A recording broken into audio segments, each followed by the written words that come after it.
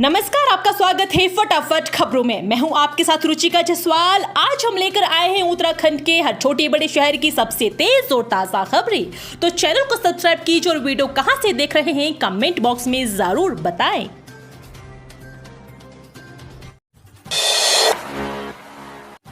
सिमधामी के अंदाज गेंदों पर लगाते दिखे चौके छक्के। अब बाइक पर पहुंचे लोगों के बीच देखे तस्वीरें। मुख्यमंत्री पुष्कर सिंह धामी केदारनाथ उपचुनाव में भाजपा प्रत्याशी आशा नौटियाल के समर्थन में पहुंचे। इस दौरान उनका अलग अंदाज देखने को मिला। वो बाइक रैली में शामिल हुए। सीएम के इस अंदाज ने कार्यकर्ताओं में भी जोश भरा। मंगलवार को मुख्यमंत्री पुष्कर सिंह धामी भाजपा प्रत्याशी के समर्थन में अगस्त्य मुनि पहुंचे। इस दौरान उन्होंने भाजपा कार्यकर्ताओं से मुलाकात की। वहीं दिवंगत विधायक शिला रानी रावत की पुत्री ऐश्वर्या रावत ने भी भाजपा प्रत्याशी आशा नौटियाल के समर्थन में प्रचार किया। चुनाव प्रचार के बीच सीएम धामी के अलग अलग अंदाज देखने को मिल रहे हैं। आज जहां पर वो बाइक पर सवार दिखे, वहीं इससे पहले सोमवार को हरिद्वार में सीएम ने पन्ना लाल भल्ला क्रिकेट स्टेडियम में विधायकों की गेंद पर चौके छक्के लगाए और स्टेडियम का उद्घाटन किया। करीब 13.78 करोड़ की 3 योजनाओं का लोकार्पण किया। नवंबर में भी ठंड नहीं, आखिर क्या है वजह? मैदानी क्षेत्रों में छाई धुंध। प्रदेश भर में वर्षा न होने से मैदानी क्षेत्रों में न्यूनतम तापमान सामान्य से 4 डिग्री सेल्सियस रिकॉर्ड किया जा रहा है, जिससे नवंबर के पहले पखवाड़े में भी सर्दी का एहसास नहीं हो रहा है। दून और उधम सिंह नगर का न्यूनतम तापमान सोमवार को सामान्य से 4 डिग्री अधिक क्रमशः 16.2 और 16.4 डिग्री सेल्सियस रिकॉर्ड किया गया। मुक्तेश्वर और टेहरी जैसे पहाड़ी क्षेत्रों का न्यूनतम तापमान भी सामान्य से 2 डिग्री सेल्सियस अधिक बना रहा। इससे इन क्षेत्रों में इस समय जितनी ठंड होनी चाहिए उसका इस बार एहसास नहीं हो रहा है। मौसम वैज्ञानिक केंद्र से प्राप्त जानकारी के अनुसार आने वाले 4 दिनों में मौसम शुष्क रहने की संभावना है। मैदानी क्षेत्र देहरादून, रुड़की, हरिद्वार और उधम सिंह नगर में सुबह के समय कुहासा धुंध छाए रहने की संभावना है। दोपहर के समय पहाड़ी क्षेत्र में जटक धूप खिली रहने का अनुमान है। दून का अधिकतम तापमान सामान्य से 1 डिग्री सेल्सियस अधिक 27.8 डिग्री सेल्सियस और न्यूनतम तापमान सामान्य से 4 डिग्री सेल्सियस अधिक 16.1 डिग्री सेल्सियस रहा। ग्राम और क्षेत्र पंचायतों में बैठेंगे प्रशासक। जिला पंचायतों में अगले महीने होंगे नियुक्त। प्रदेश के 10,000 से अधिक ग्राम और क्षेत्र पंचायतों में इसी महीने प्रशासक बैठेंगे। जिला पंचायतों में भी 2 दिसंबर तक प्रशासक नियुक्त कर दिए जाएंगे। प्रशासक कौन होंगे ये राज्य सरकार को तय करना है। उत्तराखंड त्रिस्तरीय पंचायत संगठन हरिद्वार को छोड़कर अन्य 12 जिलों में त्रिस्तरीय पंचायतों का कार्यकाल बढ़ाने की मांग को लेकर आंदोलनरत है। पंचायत प्रतिनिधियों का कहना है कि कोविड के दौरान पंचायतों की बैठकें नहीं हो सकी, इसलिए पंचायतों का कार्यकाल 2 साल बढ़ाया जाए।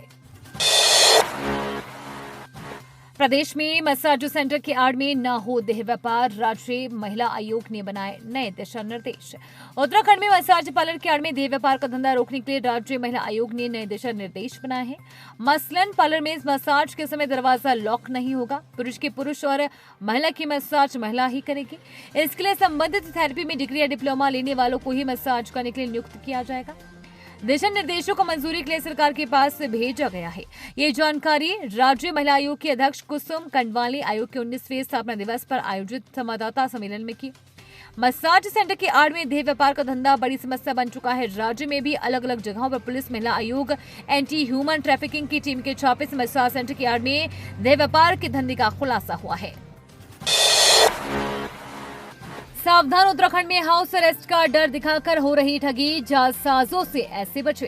तेजी से बढ़ रही साइबर ठगी की घटनाएं आमजन के लिए बड़ा खतरा बन गई है। साइबर ठग बैंकों में रखी धनराशि को झटके में साफ कर रही हैं, जिससे लोगों में खौफ पैदा हो रहा है।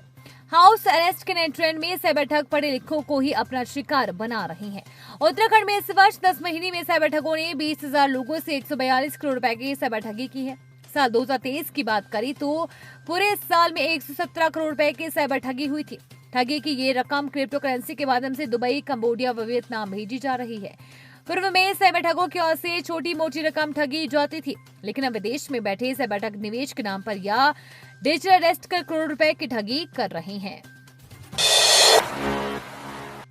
यूपी की शीरा नीति में उत्तराखंड को वरीयता। 25 लाख क्विंटल होगा निर्यात। 6 सदस्यीय टीम गठित। प्रदेश सरकार की नई शीरा नीति में देसी शराब निर्माताओं के 19% शीरा आरक्षित करने के साथ ही निर्यात के मानक भी तय किए गए हैं। नीति के तहत उत्तराखंड राज्य को वरीयता देते हुए वहां की शीरा या अल्कोहल आधारित रासायनिक इकाइयों को 25 लाख टन शीरा निर्यात की अनुमति दी गई है। निर्यात पर नियंत्रण के लिए आबकारी आयुक्त की अध्यक्षता में 6 सदस्यीय टीम का भी गठन किया गया है। शीरा नीति में वर्ष 2024-25 में अन्य राज्यों से शीरा आयात करने से पूर्व आयातक को आबकारी आयुक्त से अनापत्ति प्रमाण पत्र प्राप्त करना अनिवार्य होगा। अन्य देशों से शीरा आयात अथवा निर्यात करने के लिए भी भारत सरकार द्वारा निर्धारित नीति एवं शर्तों का पालन करने के साथ आबकारी आयुक्त से अनुमति प्राप्त करना जरूरी होगा। नीति में यह भी साफ किया गया है कि देश के बाहर शीरा निर्यात किए जाने का निर्णय उपलब्धता व आवश्यकता के आधार पर आबकारी आयुक्त द्वारा लिया जाएगा। जो करना है कर लो, इस बार आम आदमी ने पुलिस को सिखाया सबक। वर्दी का खौफ दिखाकर हड़पे थे 47,000 रुपए। रिजर्व पुलिस लाइन में तैनात सिपाही ने वर्दी का खौफ दिखाकर एक दुकानदार से अपने खाते में धोखे से 47,000 रुपए ट्रांसफर करवा लिए। जब रुपए वापस मांगे गए तो उसने दुकानदार को धमकाकर चुप करवा दिया। दुकानदार ने कंट्रोल रूम में इसकी सूचना दी तो आईएसबीटी से पुलिस मौके पर पहुंची। पटेल नगर कोतवाली पुलिस ने आरोपित पुलिसकर्मी के विरुद्ध मुकदमा दर्ज कर लिया है। पुलिस को दी शिकायत में आदित्य आनंद निवासी मेहूवाला माफी शिमला बाईपास रोड ने बताया कि वो 9 नवंबर को चौहान मोहल्ला माफी के निकट अपनी दुकान पर बैठा था। इसी दौरान एक पुलिसकर्मी आया। पुलिसकर्मी की नेम प्लेट पर जॉनी सिंह लिखा हुआ था। उसने बताया कि वो पटेल नगर कोतवाली में रहता है। कुमाऊं विश्वविद्यालय में अब अधीनस्थ सेवा चयन आयोग से होगी नियुक्तियां। 58 पद है खाली। कुमाऊं विश्वविद्यालय में शिक्षणेतर पदों पर अब उत्तराखंड अधीनस्थ सेवा चयन आयोग के माध्यम से नियुक्तियां होंगी। विश्वविद्यालय की ओर से आयोग को प्रस्ताव भेजा गया है। साथ ही आयोग चेयरमैन व कुलपति के बीच भी इस मामले पर बातचीत हो चुकी है। माना जा रहा है कि परीक्षण के बाद आयोग शिक्षणेतर कर्मचारियों के रिक्त पदों पर नियुक्तियों को लेकर विज्ञापन जारी करेगा। यदि आयोग स्तर से नियुक्ति प्रक्रिया शुरू हो जाती है तो विश्वविद्यालय के स्तर पर यह पहली बार होगा कि नियुक्तियां सरकार की भर्ती एजेंसी से होगी। केदारनाथ उपचुनाव रुद्रप्रयाग को 27 सेक्टर और 2 जोन में बांटा गया। एडीजी ने दिए पुलिस अधिकारियों को निर्देश। केदारनाथ उपचुनाव के लिए जिले को 27 सेक्टर और 2 जोन में बांटा गया है। सुरक्षा और चेकिंग के लिए वहां पर 8 एफएसटी और 10 एसएसटी का गठन किया गया है।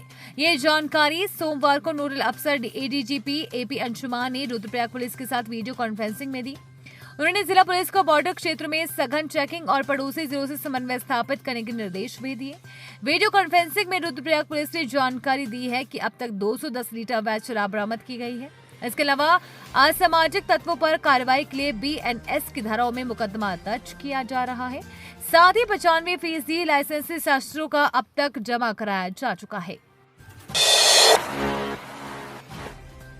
सरकार ने 124 डॉक्टरों को दी वेतन बढ़ोतरी की सौगात। वर्षों पुरानी मांग हुई पूरी, आदेश जारी।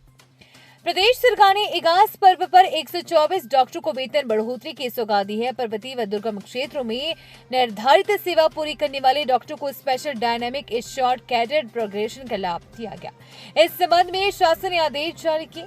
सचिव स्वास्थ्य डॉक्टर आर राजेश कुमार ने कहा कि सरकार सभी स्वास्थ्य कर्मचारियों की मांगों को लेकर गंभीर है। सचिव स्वास्थ्य ने कहा कि हर न्योचित मांग का समाधान किया जाएगा।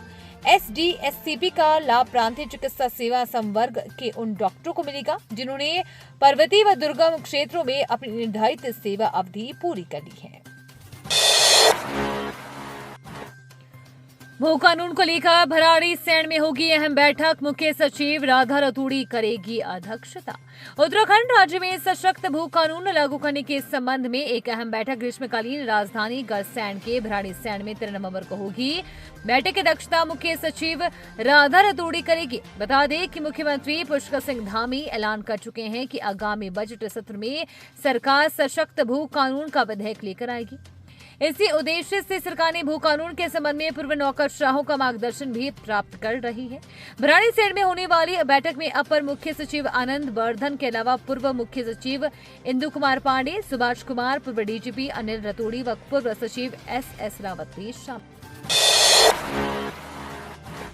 देहरादून में बड़ा सड़क हादसा, ट्रक और कार की टक्कर, 6 युवक युवतियों की मौत। उत्तराखंड की राजधानी देहरादून में बड़ा सड़क हादसा हुआ है। ट्रक और इनोवा कार की टक्कर में 6 युवकों की मौत हो गई है, जबकि एक घायल है। घायल को अस्पताल में भर्ती कराया गया है। मौके पर पहुंची पुलिस ने शवों को क्षतिग्रस्त गाड़ी से निकालकर अस्पताल पहुंचाया है। बताया जा रहा है कि कार सवार सभी छात्र थे। जानकारी के अनुसार देर रात ONGC चौक पर ट्रक और इनोवा कार की टक्कर हो गई। हादसे में 6 युवकों की मौत हो गई है, जबकि एक घायल है। हादसा इतना भीषण था कि कार के परखच्चे उड़ गए। चालक ट्रक छोड़कर मौके से भाग गया। मौके पर पहुंची पुलिस ने क्षतिग्रस्त कार से 5 छात्रों के शव दून अस्पताल और एक का शव महंत इंद्रेश अस्पताल भेजा। छात्र देहरादून और हिमाचल के थे। ये थी आज की फटाफट खबरें। हम मिलेंगे अगले बुलेटिन में, तब तक के लिए धन्यवाद। जय हिंद।